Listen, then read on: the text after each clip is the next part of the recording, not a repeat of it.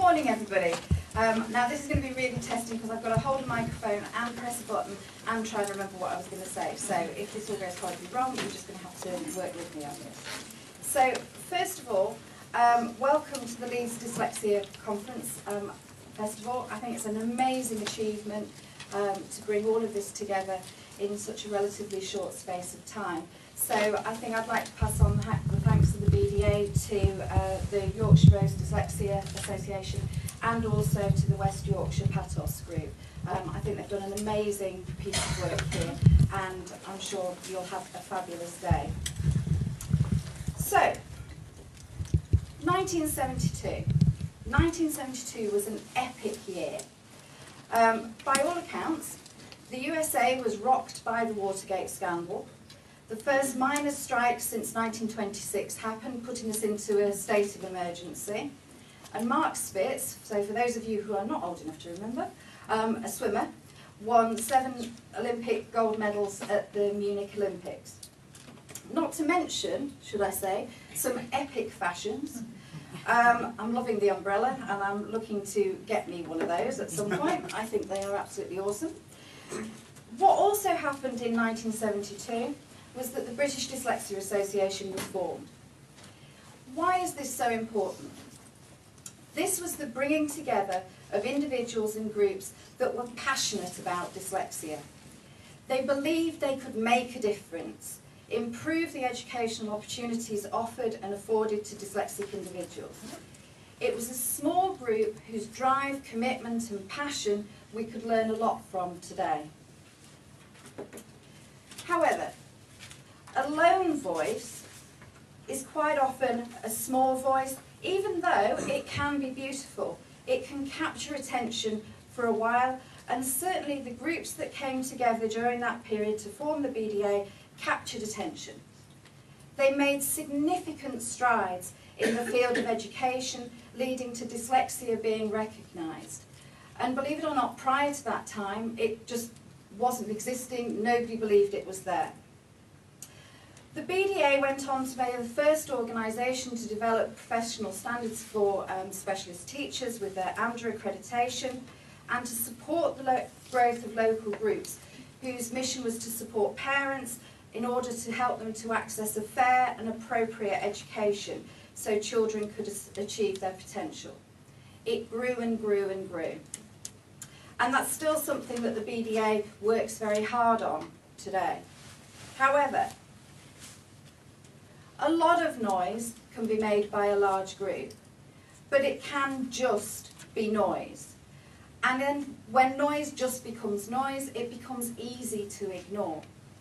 So, therefore, the BDA forms one large collective voice. This is a powerful thing. Everybody is singing the same song, and it's not only loud, it's in harmony. It's the same message that is going out. It's that annoying tune in your head that you can't get rid of, that you hear when you wake up, that you carry through with you through the day, and you take to you when you go to bed at night. A harmony of voices is fantastic. But every choir needs to know the words. Every choir needs help to get heard, to get access to the best gigs effectively. And sometimes a choir needs a conductor to direct efforts for best effect. You all have the voice. You all have the ability to make a huge impact. And collectively, with support from the BDA, we can make those changes that will improve the lives of people who are dyslexic. And we can help to ensure that they are afforded the opportunities and the education to achieve their potential. But in order to do this, the BDA needs your voices. Dyslexia needs your voices. Education, employment, every sector of society needs your voices. If we are to change society and ensure that the BDA achieves its goal of a truly dyslexia-friendly society where neurodiversity is valued, welcomed, and individuals are able to achieve what they can achieve, what they're able to achieve, what the potential that individuals have. Next week is a fantastic opportunity to use your voice. It's Dyslexia Awareness Week. On Monday we have Go Green, where we're encouraging everybody to wear green and light their buildings in green, and there's some fantastic things happening in places like Bristol where the bridge is being lit up. On Wednesday we have No Pens Day, so everybody we're encouraging to put down their pens and think about learning from a different perspective. Think about communicating from a different perspective. We also have a huge amount of free training and webinars and all sorts of things going on. There are also competitions and opportunities to nominate people who you feel have made outstanding efforts in the world of dyslexia for awards. So, to today.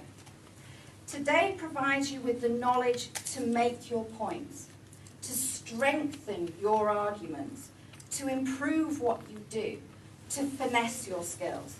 The BDA supports you wholeheartedly in these efforts and endeavours. Today is a fantastic opportunity. Looking to the future, join the BDA and become part of a larger voice that we can then make those changes that we all are so desperate to see happen.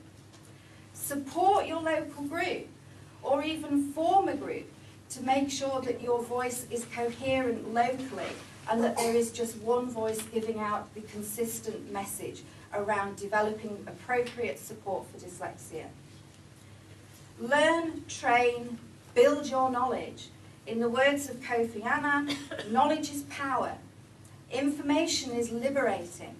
Education is the premise of progress, and in every society, in every family. Knowledge is, as they say, power.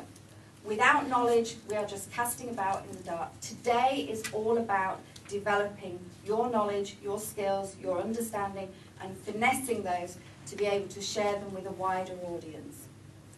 If you want more information about the BDA, you've got us there. We have a fantastic website. We also have a huge helpline that is able to provide advice and support for individuals who are dyslexic, and it's absolutely free. So it's a really big asset for us.